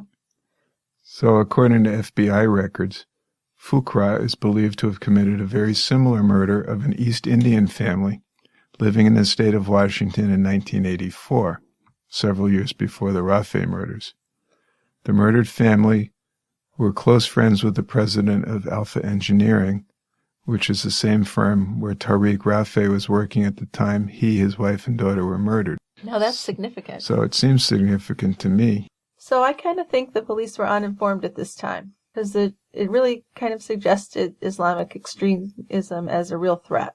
And it, both domestically and abroad, it was a threat. Absolutely was. So even in January 2003, Riyasat Ali Khan, who is a close friend of Dr. Rafe and also a former president of the Canadian-Pakistani Friendship Organization, was murdered outside his home in Vancouver, British Columbia. This murder remains unsolved. So we got some suspicious deaths here. Yeah. Now, the killing of the Rafe family was so vicious and over-the-top violent that many have said that it looked like the act of extremists. Yeah, particularly the Dr. Rafe Tariq. Yes. I mean, that was the way he was, overkill. Right. Now, the police at that time were not educated on Islamic extremism, so maybe that didn't seem like a realistic scenario to them. So they focused more on family members, thinking it was more of a personal thing, which I could see if you had a son who had like some pent-up rage against his father. Yeah, but there's no evidence for that. No evidence of that at all. No, it actually seemed like quite a loving relationship. So instead of following up on this evidence, the focus was on this Mr. Big operation. And there wasn't enough evidence to arrest Sebastian and Atif. They needed these confessions, and that was pretty much what they were counting on. Yeah, they're hanging their case on this one thing. Pretty much. Now, the Bellevue police issued a press release which would support what Sebastian was hearing in the Mr. Big operation. So, I mean, they're coming at him from all angles here. It's in the press. Why wouldn't you believe it at this point? Exactly. They wanted him to think he was going to be arrested and convicted for these crimes. The undercover cop, Gary, showed Sebastian a bogus memo that was created specifically for this by the RCMP. The memo stated that there was hair and blood evidence collected from the crime scene. And the memo also said that as a result of this new evidence, they were preparing to file charges against Atif and Sebastian. This was not true. Yeah, and it seems not fair, That does seem pretty sneaky. In response to the hair evidence, Sebastian said, well, my hair could have been there from any time during my visit. I showered there. He said he couldn't understand how there could be any DNA tying him to the murders. So he's kind of sounding like an innocent guy at first. He actually tried to explain that it was impossible. He even suggested that the evidence could have been fabricated. So, the way I see it, Dick, there are two ways to look at this. If Sebastian's innocent, why is he going to be involved with these gangsters? That's one way to look at it. But then, even if he is innocent, maybe he would be curious about what the police had on him if these guys have an inside track, which they said they did. And if he's not trusting police at this point, which I really wouldn't blame him for that, because police haven't been very nice, Right. then he might think he needs the help of these, so-called gangsters. Yeah, I'm leaning that way. Yeah, I mean, he wasn't street smart. We know that. No, he wasn't. Might have been a lot of things, but not that. No. So Sebastian's told that if he tells them about how he committed these murders, they're going to make sure that he and Atif aren't arrested. I mean, that is very tempting. That would lure you in for sure. This is your life they're talking about. So Yep. When he denies it, he's met with these threats of violence and told, well, we can't trust you. And if he confesses, they will trust him, and they say they'll help him with police because they have an inside guy. Sure. So they're really coming at him from all angles. And if you're innocent, that's what you're looking for. And if you're guilty, they can get you off. Right, so it doesn't really tell me either way. No. So eventually, with a lot of prompting, Sebastian tells the undercover detectives some details of the night of the murder. Of course, he'd say later that he felt there were no other options for him at this point. Sebastian said he murdered the Raffets during the movie. The teens had been seen at the movie theater on the other side of town. Even though they were seen going to the 9:50 showing of The Lion King, the guy who sold them their movie tickets was on 48 Hours with correspondent Peter Van Zandt. And he told them how the kids could have snuck out of the theater. So there was a curtained exit out to the street, and still, I think that's a bit of a stretch, because that means you're going to leave in the middle of the movie through like one of those little exits on the side. Go do these murders, which are 15 minutes across town, or 18 minutes according to detectives. Do these murders and come back wearing the same clothes. So when asked about what they did with their bloody clothes after the murders, Sebastian told the guys that he got rid of them. Later, he said he killed the Raffets while he was naked. So as the story changes, it was confirmed by witnesses that Sebastian was wearing the same clothing both before and after the murders. So that to me puts a whole other bump in the road. It does, doesn't it? It does. So it's a stretch that they could have left, committed the murders, and come back. That's pretty tough. I mean, when asked about what they did with the clothes, they weren't really consistent about what they said either. There were these 2 pairs of underwear belonging to them in Raffet's washing machine, and they were tested, and there was no trace of blood found on them. And it doesn't wash off that easily. No.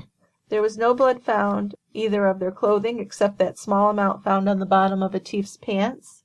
Atif and Sebastian had entered this bloody crime scene and walked from room to room, so it's really not surprising to me that there would be some blood on the cuffs of his pants.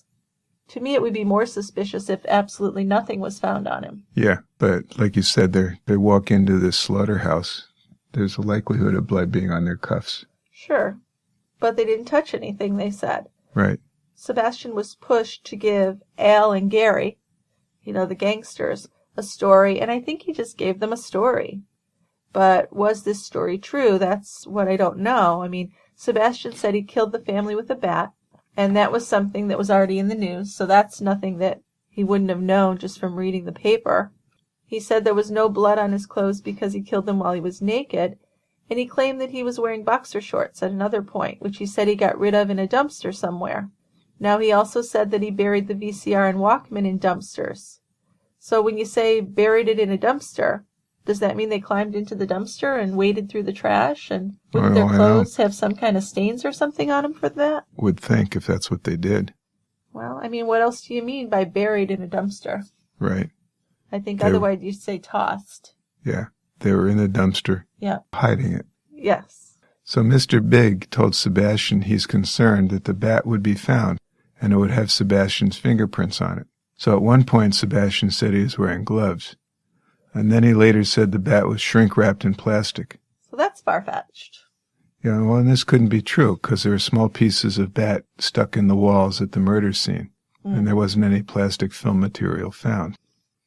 So Gary and Al then insisted that Sebastian bring in Atif the day after Sebastian had confessed to them. So they told Atif that the 2 of them were very close to going to jail. So, and then after prompting and encouragement from the undercover agents, and from Sebastian, Atif said he took part in the murders for the money. When the two were asked about the bat, Sebastian said he found it lying around, but Atif said they bought it at a certain store. They said they got rid of the murder weapon in a dumpster in Seattle. So to police, this was evidence of planning and carrying out the murders. But others would say there's two different stories here. Well, wouldn't you remember where you got the bat? Sure. I would think so. If you bought the bat, you're going to remember, yes, I bought it at such and such store. Because if they are smart, even if you're not street smart, if you just have basic intelligence, you're going to buy your weapon with cash, and you're going to make sure you're not on camera or whatever. Do you need a nap?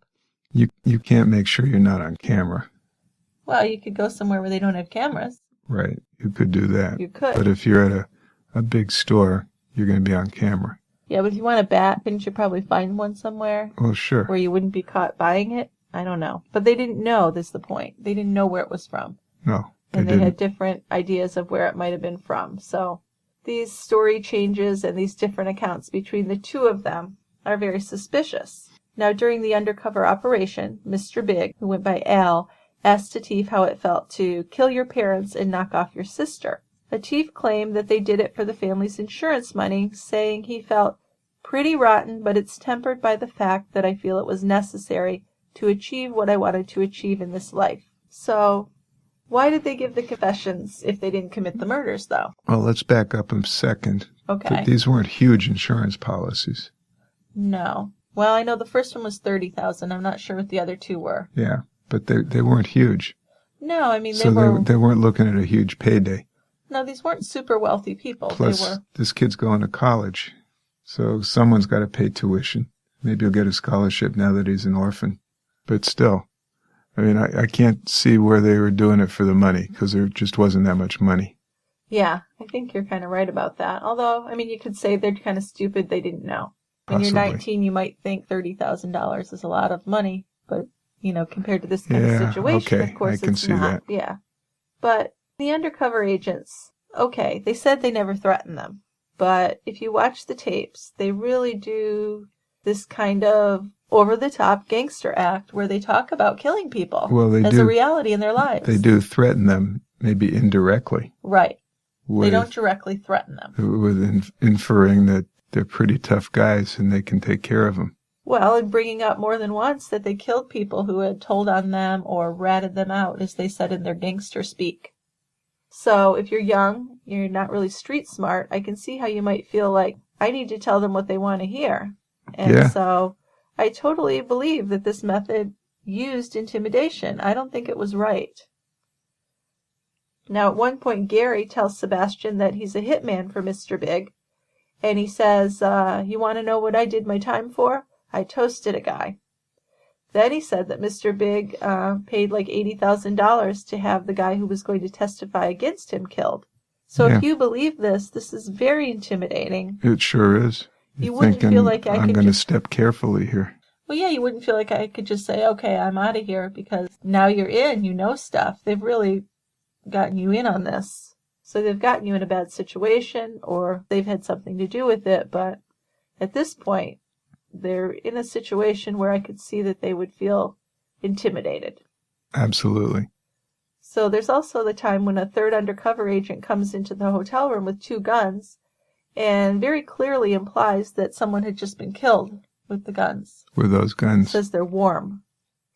Now, in an interview for the Canadian program, The Fifth Estate, Atif was interviewed, and he said he was angry at first when he learned Sebastian had gotten him involved with this supposed crime gang that was somehow going to influence their case. So I think he was a little bit less naive about the whole thing and said, why'd you get us into this? Yeah, he didn't know about it till after the fact, kind of. Right. So he said, I didn't approve of it all from the beginning. It seemed like nothing that I wanted to have much to do with. Now, Atif also claimed they never intended to do anything violent for this crime boss, but they were willing to say whatever was necessary to get his help with police. After talking to Atif, the undercover agents got Sebastian and Atif to bring Jimmy Miyoshi in to talk to them. But Jimmy was more careful, and he was smarter. He refused to confess to anything. Gary told Jimmy what he really liked about him was that he didn't rat out his friends, but Jimmy said, "There's nothing to rat about." The undercover agents even had Sebastian trying to convince Jimmy to confess to having knowledge about the planning of these murders. So Sebastian's in deep. He's buying the whole thing. He is. Jimmy asked Gary and Al why they wanted him to say that he knew, and he was told it was totally just to have trust so that he could get them out of trouble. So he didn't speak right away, and the agent was quite threatening and insulted him, called him names. Eventually, Jimmy said he knew it was Sebastian and Atif who planned and carried out the murder. Sebastian said he did the murders one by one while Atif waited in the other room. Now, there were many problems with the confessions, of course, including the fact that there were no details that only the killer would have known. The cockiness and the bragging type of behavior really made them look bad when confessions were played for the jury. So on the Netflix series, The Confession Tapes, there's this ex-cop. He talks about how common it is for people in undercover operations to brag about things they didn't really do, just to get the approval of the undercover cops pretending to be criminals. So I thought that was very thought-provoking. He had thought he was going to testify, but then at the last minute he was left out because the defense attorneys decided to go with the defense of Atif and Sebastian being afraid. And so the bragging didn't come into play with that, I guess. Yeah. I mean, in hindsight, that might have been a reasonable thing to do. I think so. I don't think you have to limit yourself to the fear. But, right. These were good attorneys, and for some reason they did determine that. So I don't know. It might have been a mistake. Anyway, the confessions that were given were probable cause for arrest. And actually, all three of the teens were arrested. The Bellevue police fought to have them extradited to the United States for a murder trial, and Canada fought against the extradition for 2 years. That was mainly because of the death penalty in the United States. They're not going to extradite someone who's facing a death penalty. Right, yeah. After 2 years in jail, they were brought back to Washington, and then they remained in jail for another 6 years before their trial began. So That's whatever a long happened time. to the right for a speedy trial?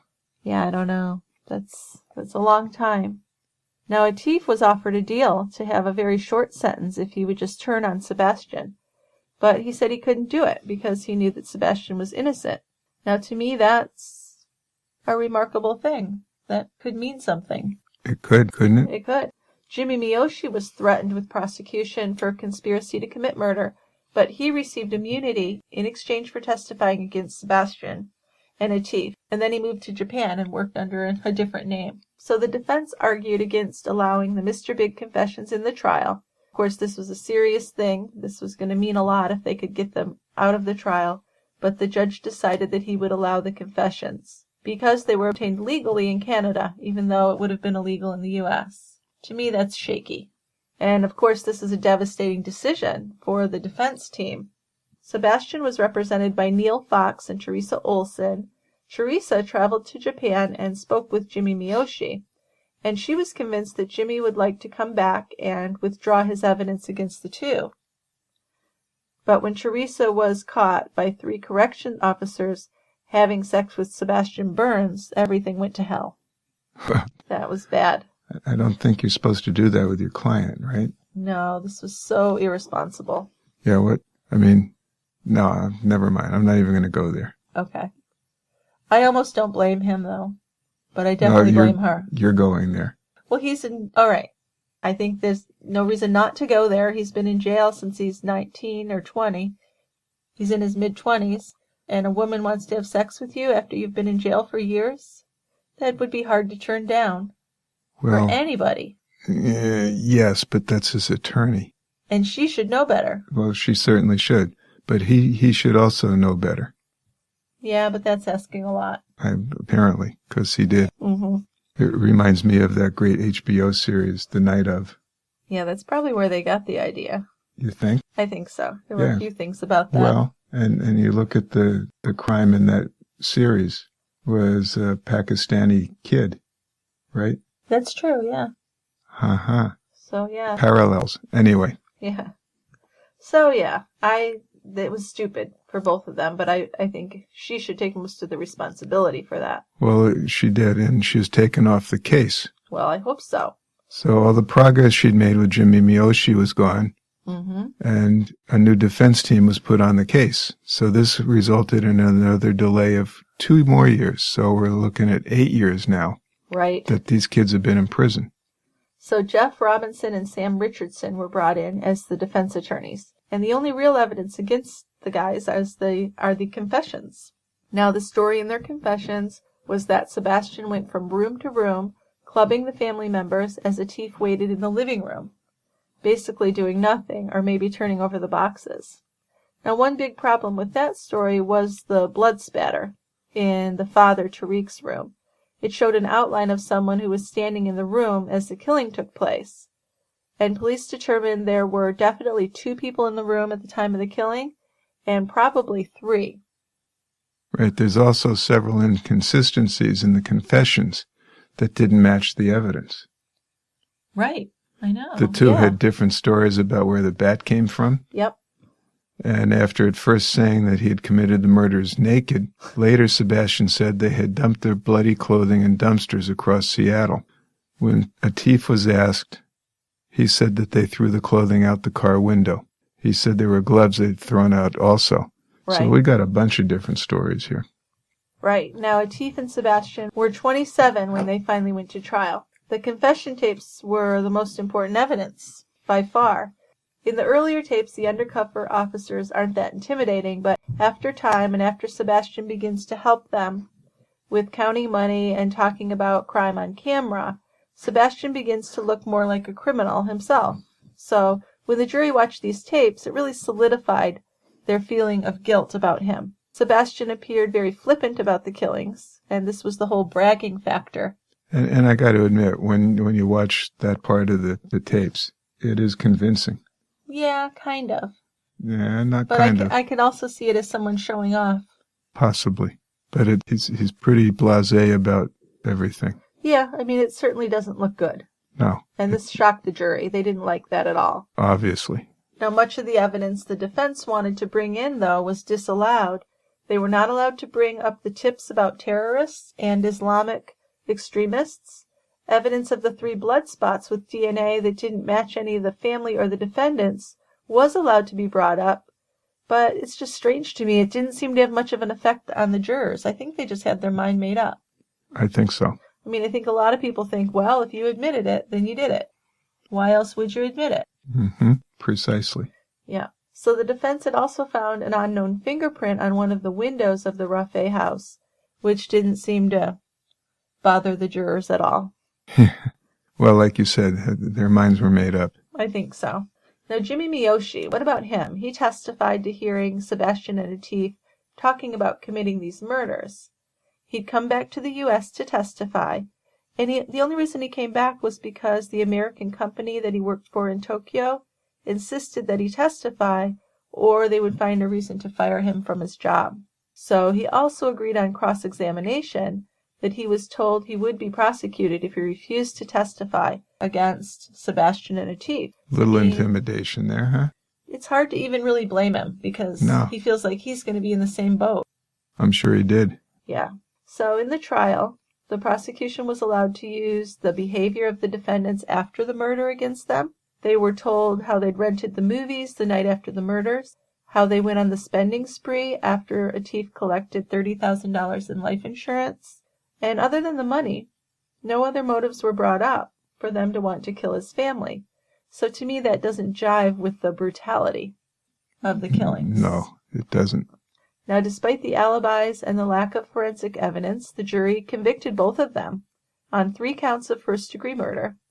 Before their sentencing, both of the young men made statements. Sebastian's statement was played as the lead in the episode. I played that right with our music as we entered in. So he said that he and Atif are innocent and didn't get a fair trial, primarily because of the confession tapes, but also because evidence pointing to other possible suspects weren't allowed in. Now, the judge didn't have any kind words for Sebastian. No, he didn't mince words at all. He called Sebastian arrogant, and he condemned him for having no remorse about the killings. Yes. So we've heard Sebastian's statement. Let's listen to Atif's now. Okay. I want to thank Your Honor for the opportunity of speaking. Today is a day of anguish for me. It's not the first. I want to insist today on the truth.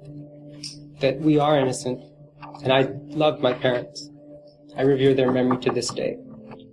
I can't convey to you the mortification that I felt over the course of this trial, the lie that we told, the masks that we put on,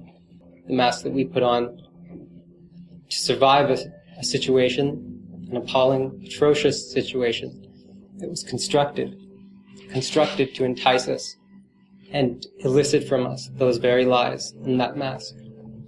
I'm tormented by the thought that I have been manipulated somehow into contributing to the fact that my parents' killers to this day walk with impunity, that their murders have never been properly investigated. The loss of my parents devastated me, left me utterly bereft. I didn't know how to reconstruct my life in the weeks and months that followed. When I say I loved my parents, I don't mean that I felt merely the filial affection that every child, I'm sure, feels for their parents. I mean that I truly admired my father, his brilliance, his learning, his sincere pleasure in every opportunity and generosity.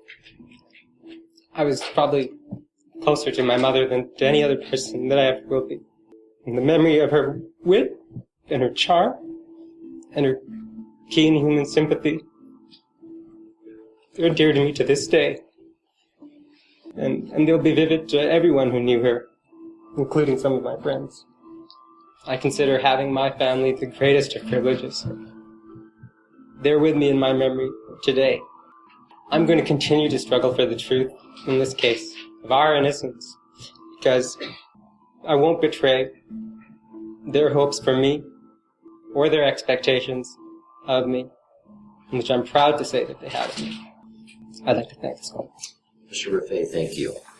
Unlike your colleague, I find you genuinely remorseful, Mr. Rafay.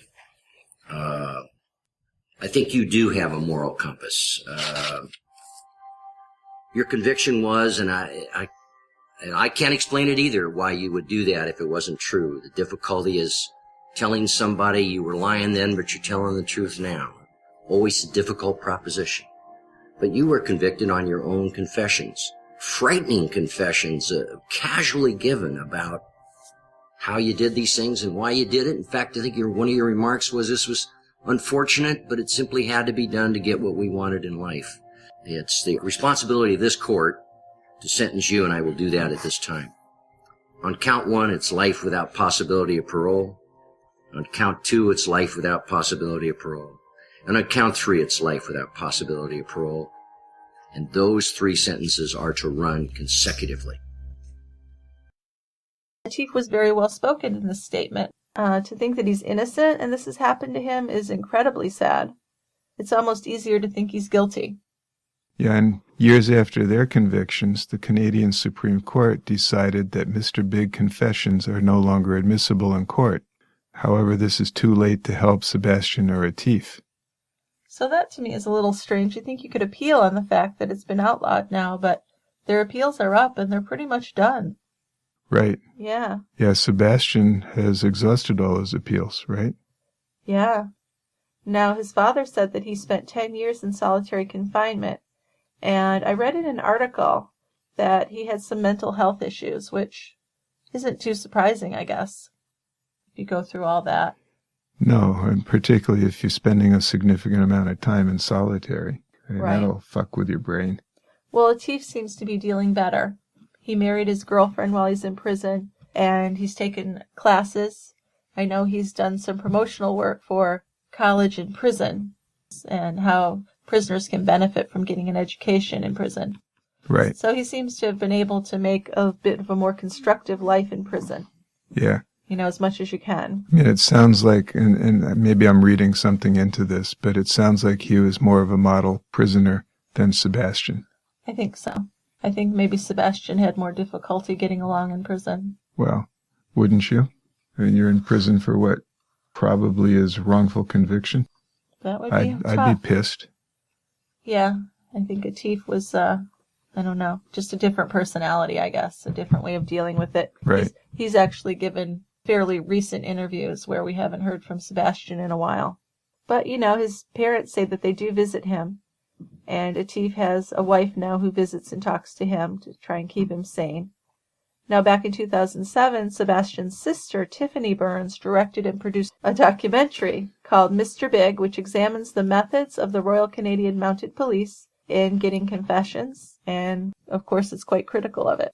I imagine, isn't it? Yes. I'd like to end this discussion with a quote from Atif that was played at the end of the Netflix Confession Tape series.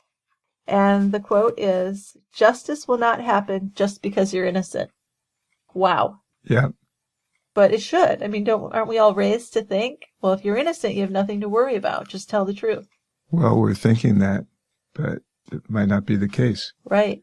And I think we're both on the side of these two being railroaded.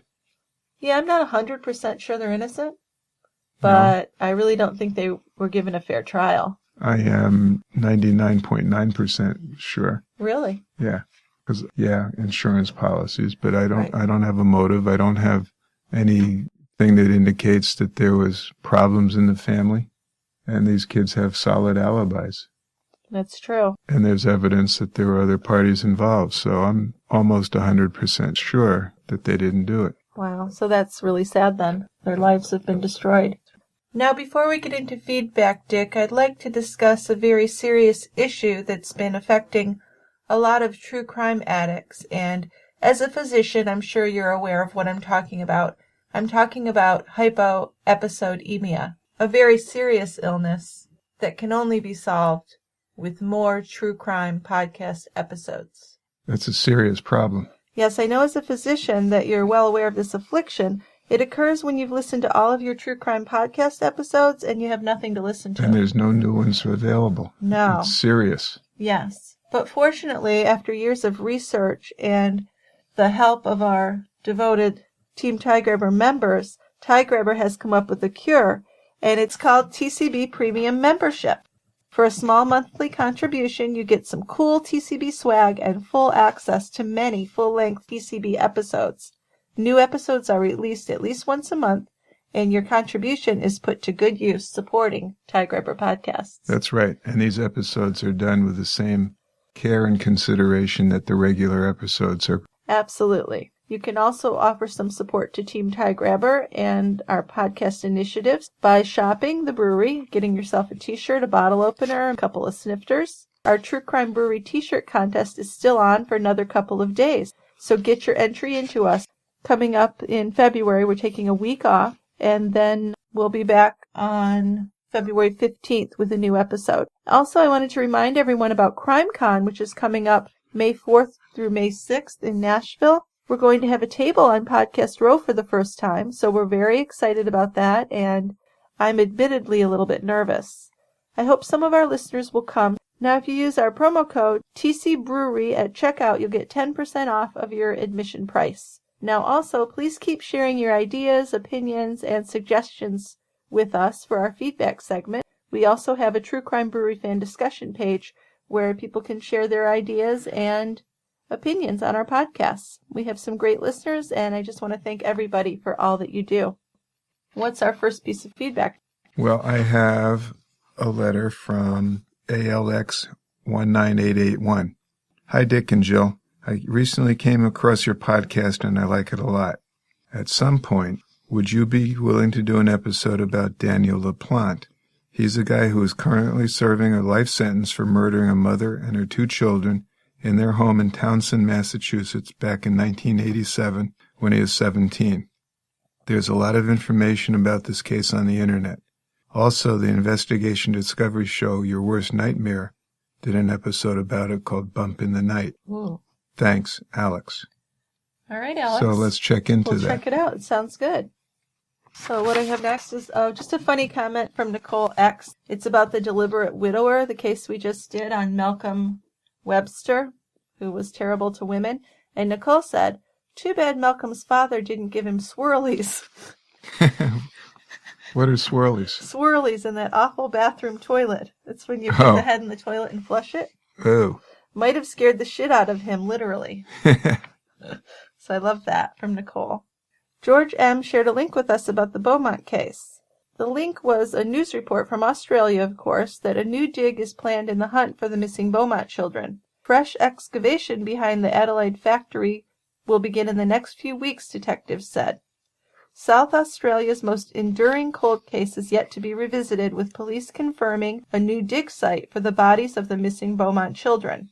Investigations into the 1966 disappearance of 9-year-old Jane, 7-year-old Arna, and 4-year-old Grant have led detectives to an area at the back of the Adelaide factory. A fresh dig at the North Plympton site, which was also excavated in 2013, is set to begin in the next few weeks, police say. The 7 network conducted its own investigations into this factory site. Channel 7 has made available results of geophysical investigations in conjunction with fresh information from witnesses that has led police to examine a new area at the rear of the factory, which is now Castleloy, police said. The Beaumont children failed to return from a trip to Glenelg Beach on Australia Day more than 50 years ago. Now, the state government has offered a $1 million reward for information leading to an arrest and conviction, or the discovery of the victim's remains. Now, anyone who has fresh information about this case is asked to call Crime Stoppers, and that is the Australia Crime Stoppers. So I'm not going to give out the number because I'd have to give the country code, and just let Crime Stoppers know if you know anything about this 50-year-old case. And if you do, where the hell have you been the last 50 years that you haven't said anything, right? Well, that's interesting. Yeah. And I would love to know what evidence led the police to look at this place. I believe it has something to do with that father who was a pedophile and his son spoke to someone. Remember that? Yeah. Well, we talked about him. We did talk about that a little bit, but I don't remember the details. Wow, that's interesting. Yeah. Okay, I have a letter from Richard B. This is on the murder of Swedish journalist Kim Wall. Now, this is I know we're going to be doing this. We're going to cover it at some point. This is about the Danish inventor Peter Madsen, who took a journalist named Kim Wall on a trip on his homemade submarine. Yeah. So, Danish inventor Peter Madsen tied up and abused Swedish journalist Kim Wall before murdering her on board his home-built submarine, according to the indictment published on Tuesday. He planned the murder by bringing items including a saw, screwdrivers, which were used to hit, cut, and stab Wall while she was alive. She is a 30-year-old freelance journalist who is researching a story on the entrepreneur and aerospace engineer. She went missing after Madsen took her out to sea in his 56-foot submarine in August of 2017. Later that month, police identified a headless female torso that had washed ashore in Copenhagen as Wall's. The cause of her death has yet to be determined, but prosecutors said she died by strangulation or cutting her throat. Oh, God. Now, Madsen has admitted dismembering Wall on board his submarine and dumping her body parts in the sea. After she was dead, he denies any cause of her death, being the cause of her death. Well, then why would he do that if he didn't kill her? Well, I know. And he does deny murdering her or sexually assaulting her. What a sicko. According to the indictment, Madsen has also been charged with endangering others' lives, mobility, and health around the time of the murder by sailing on the routes of a cruise ship and a cargo ship, along with deliberately sinking his submarine. Now, he deliberately sunk it to hide her, correct? Well, he says that he dumped her body parts into the sea before scuttling his sub. Well, there must have been evidence on the sub that he was trying to get rid of. Right, don't you think? Well, yeah, it sounds like something very violent and horrible happened on that sub. What's the status of the case right now? So he's under indictment. Okay. Well, I mean, that poor woman and her family, he must have had this planned when he took her out. Well, that's what they said. Yeah. That he took her out with the intention of killing her because he had things on the ship or brought things onto the ship that were used to torture and kill her.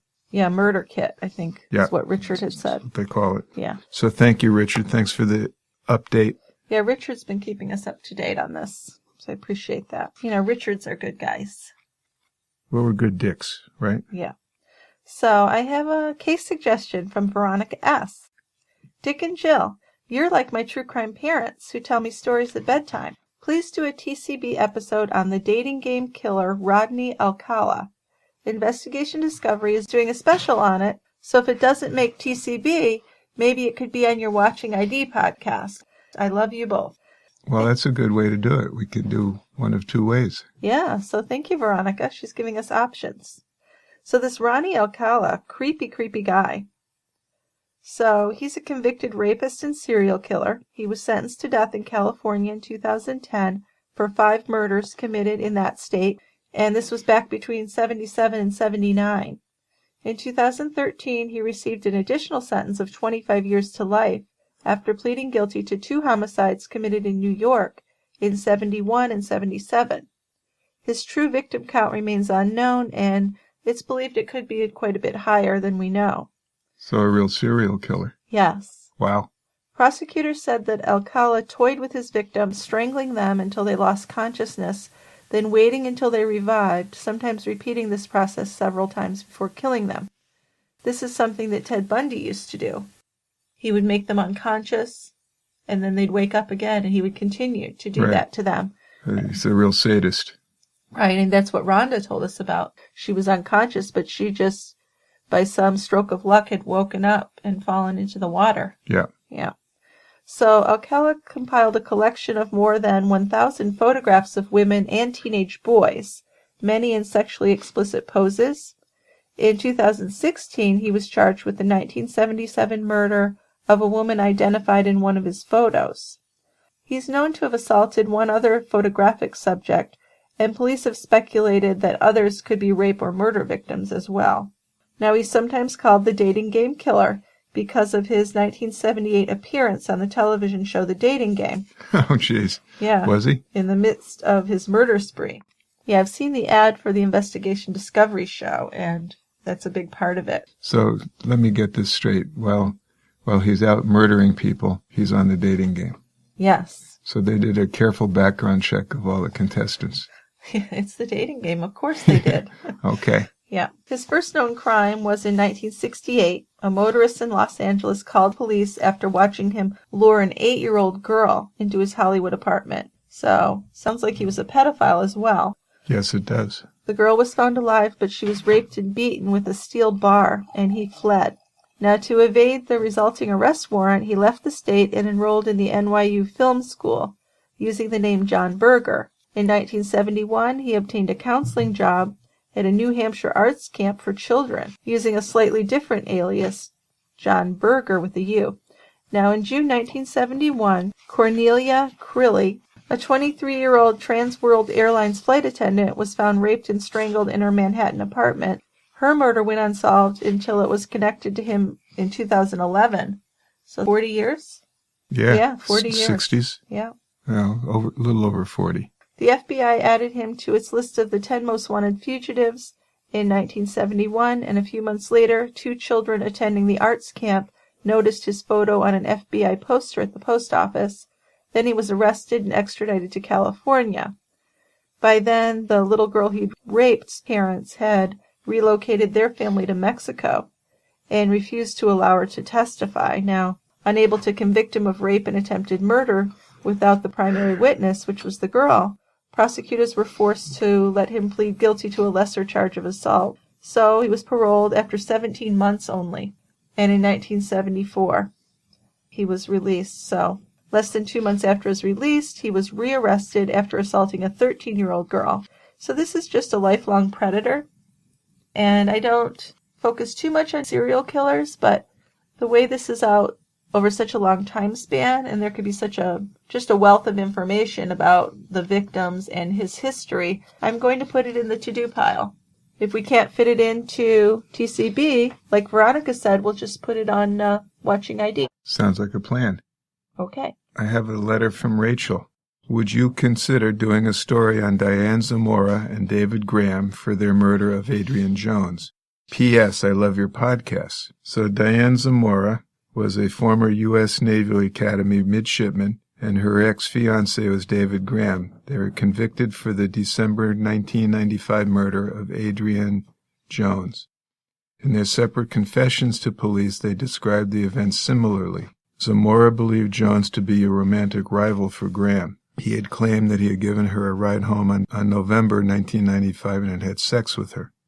Zamora became enraged and asked Graham to kill Jones. In the early morning of December 4th, day of the murder, picked up Jones in Zamora's car while she hid in the hatchback. They went into a remote location, got into a struggle. Zamora hit Jones over the head with weights, and Graham shot her twice after she'd broken away from him. Boy, that's brutal. Isn't it? So following the murder, Graham was at the Air Force Academy in Colorado Springs, and Zamora was at the Naval Academy.